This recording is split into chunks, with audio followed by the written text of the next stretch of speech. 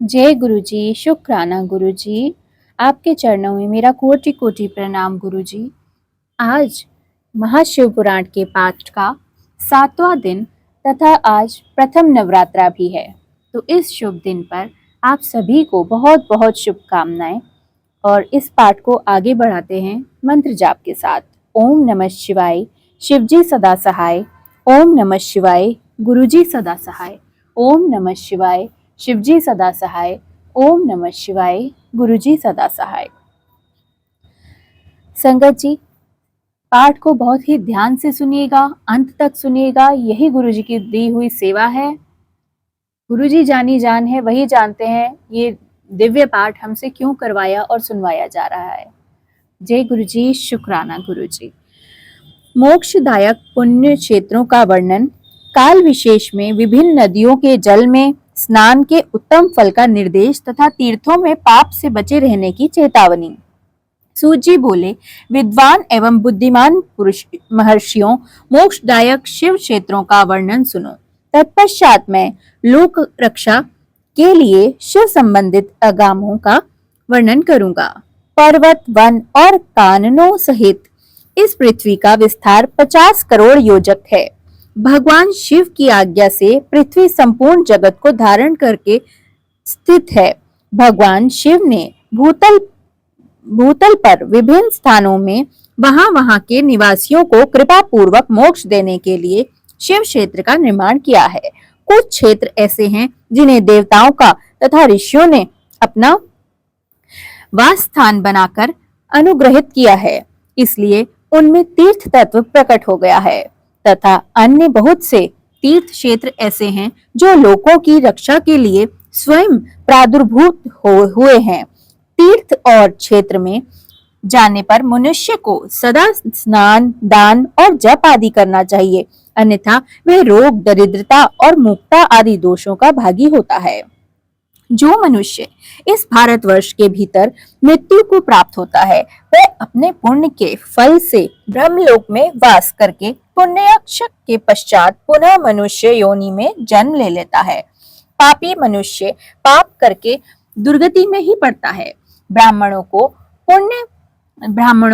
पुण्य क्षेत्र में पाप कर्म किया जाए तो वह और भी दृढ़ हो जाता है। अतः पुण्य क्षेत्र में निवास करते समय सूक्ष्म से सूक्ष्म अथवा थोड़ा सा भी पाप ना करें।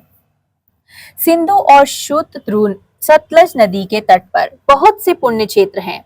सरस्वती नदी परम पवित्र और 60 मुख वाली कही गई है, अर्थात उसके 60 धाराएं हैं। विद्वान पुरुष सरस्वती के उन धाराओं के तट पर निवास करते हैं तो क्रमशः ब्रह्म पद को पा लेते हैं। हिमालय पर्वत से निकली हुई पुण्य सलीला गंगा 100 मुख वाली नदी है। उसके तट पर काशी, प्रयाग आदि अनेक पुण्य क्षेत्र हैं। वहां मकर राशि के सूर्य होने पर गंगा की तट भूमि पहले से भी अधिक प्रशस्त एवं पुण्यदायक हो गई है। शोणभद्र नदी के 10 धाराएं हैं। वह बृहस्पति के मकर राशि में आने पर अत्यंत पवित्र तथा अभीष्ट फल देने वाली हो जाती है। उस समय वहां स्नान और उपवास करने से विनायक पद की प्राप्ति होती है। पुण्य सलीला महानदी नर्मदा के 24 मुख स्रोत हैं। उसमें स्नान करने तथा उसके तट पर निवास करने से मनुष्य को वैष्णव पद की प्राप्ति हो जाती है। तमसा के 12 तथा रेवा के 10 मुख हैं। परम पुण्यमयी गोदावरी के 21 मुख बताए गए हैं। ब्रह्म हत्या तथा गो वध के पाप से भी नाश करने वाली एवं रुद्र लोक देने वाली कृष्ण देवी नदी का जल बड़ा ही पवित्र है। वह नदी समस्त पापों का नाश कर देने वाली नदी है।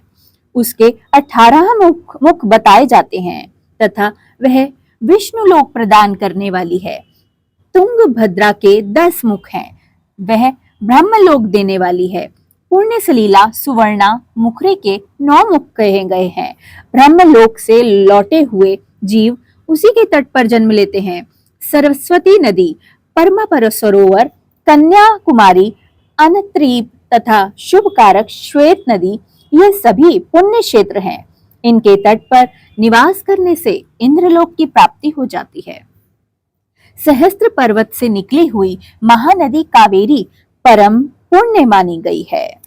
उसके 27 मुख बताए गए हैं। वह संपूर्ण अभिष्ट वस्तुओं को देने वाली है। उसके तट स्वर्ग लोक की प्राप्ति कराने वाले हैं तथा ब्रह्मा और विष्णु का पद देने वाले हैं। कावेरी के जो तट शैव क्षेत्र के अंतर्गत हैं, वे अभिष्ट फल देने के साथ ही शिवलोक प्रदान करने वाले भी हैं।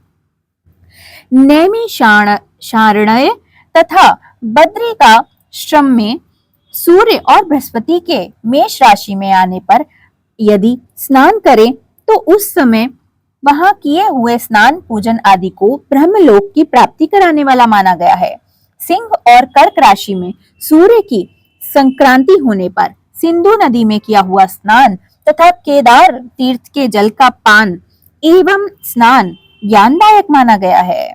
जब बृहस्पति सिंह राशि में स्थित हो उस समय सिंह की संक्रांति से युक्त भाद्रपद मास में यदि गोदावरी के जल में स्नान किया जाए तो शिवलोक की प्राप्ति कराने वाला बोध होता है। ऐसा पूर्व काल में स्वयं भगवान शिव ने कहा था। जब सूर्य और बृहस्पति कन्या राशि में स्थित हों तब यमुना और श्रवणभद्र में स्नान करें। वह स्नान धर्मराज तथा गणेश के लोक में महान भोग प्रदान कराने वाला होता है। यह महर्षियों की मान्यता है। जब सूर्य और बृहस्पति तुला राशि में स्थित हों तब उस समय कावेरी नदी में स्नान करें। वह स्नान भगवान विष्णु के वचन की महिमा से संपूर्ण अभीष्ट वस्तुओं को देने वाला माना गया है।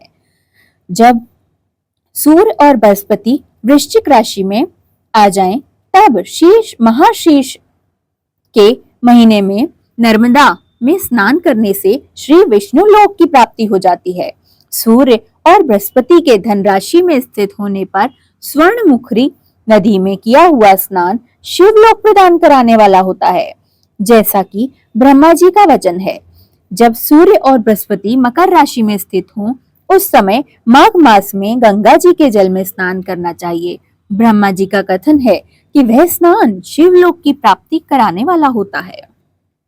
शिवलोक के पश्चात ब्रह्मा और विष्णु के स्थानों में सुख भोगने पर अंत में मनुष्य को ज्ञान की प्राप्ति हो जाती है।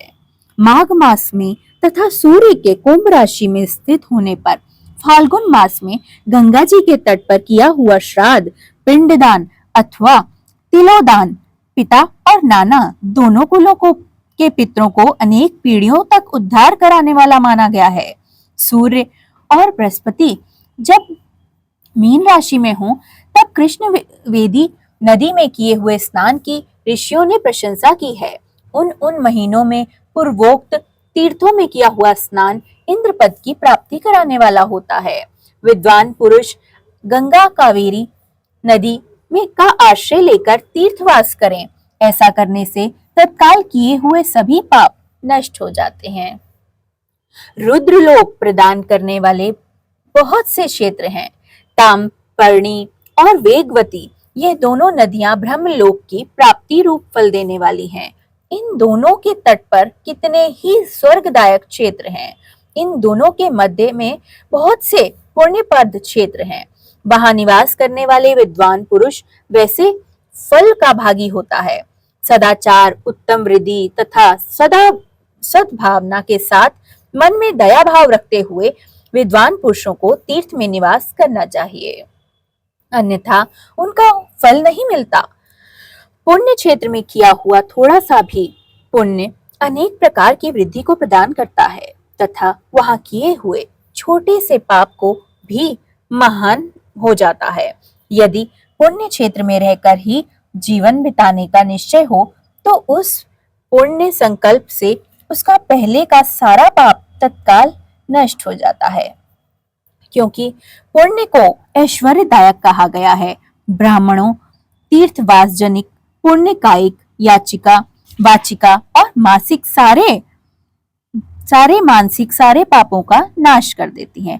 तीर्थ में किया हुआ मानसिक पाप वज्रलेप के बराबर हो जाता है। वह कई कल्पों तथा पीछा नहीं छोड़ता। वैसा पाप केवल ध्यान से ही नष्ट होता है, अन्यथा नहीं।